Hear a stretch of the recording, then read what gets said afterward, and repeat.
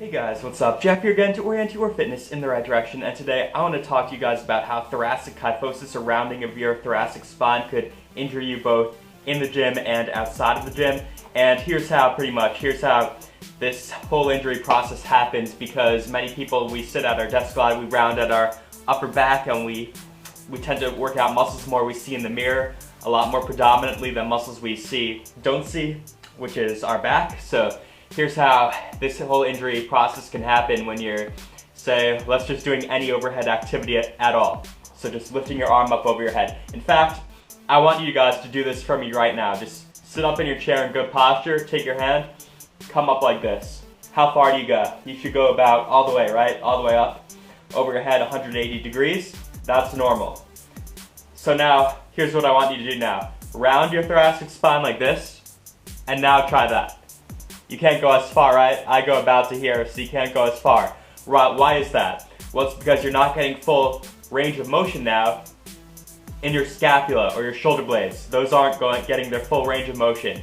And here's what's happening. This space right in your shoulder here, your subacromial space, when you go into that thoracic posture now, that thoracic kyphosis, that space is now shrinking. So now, when you come up, you're jamming that space, and so you can get a potential injury now because your supraspinatus tendon, which is one of your 4 rotator cuff muscles, the tendon of that muscle goes through that space. So if you're now doing this constantly and you're in that rounded posture, you can now jam that tendon, and now you can get rotator cuff inflammation and over time a rotator cuff tear, which you definitely don't want. And it's especially going to be pretty bad if you have that heavy weight in the gym and you're overhead pressing. If you're not getting that full range due to you being restricted somehow, and it doesn't even have to be that much, if you have that heavy weight, you can really start to run into problems, especially if you can't go all the way up like that. If the weight is slightly ahead and you're not going up all the way, what's happening?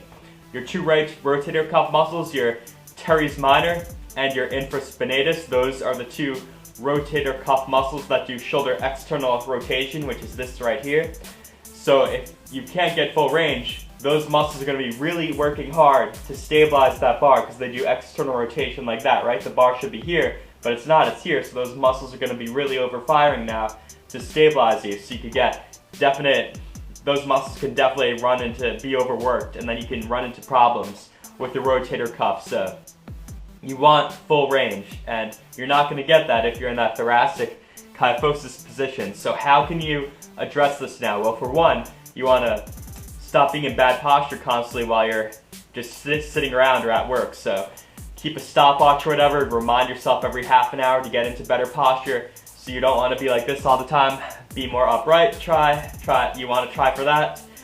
And what are some other things you could do? Well, you can do basic exercises while you're sitting down in your chair. So you can retract and depress your shoulder blades. So let me see, I don't even know why I have this guy here. Let me move it. Okay, so you could retract and depress your shoulder blades, so you bring them back together and down. So it's like that, back and down. You know what I mean, just scapular retraction, and then you depress them. And what are some other things you could do? Well, here's a great thing. You can get a foam roller. They're very commonplace. You can just get it cheap somewhere, and you just lay back on it. Just bend your knees, lay back on it. That's going to mobilize your thoracic spine.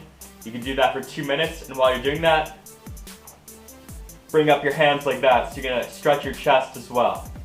Because if your chest is too tight, you're coming forward like this. So that's going to mobilize your thoracic spine and expand your chest. And what's another thing you can do? Well, you also can strengthen your upper back, and this is actually going to be probably my next video. I saw great video of some people, they were doing some workouts. I'm going to start doing that.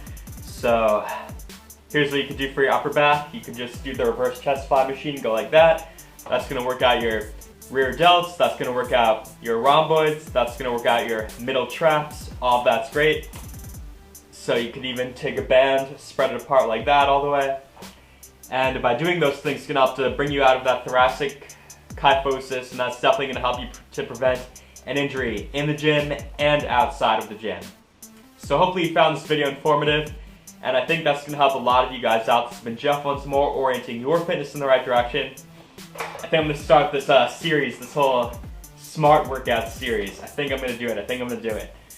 And wait and see. But anyways, it's been Jeff once more. Thumb up the video. Do all that what I just said. Until next time, I'll talk to you guys later.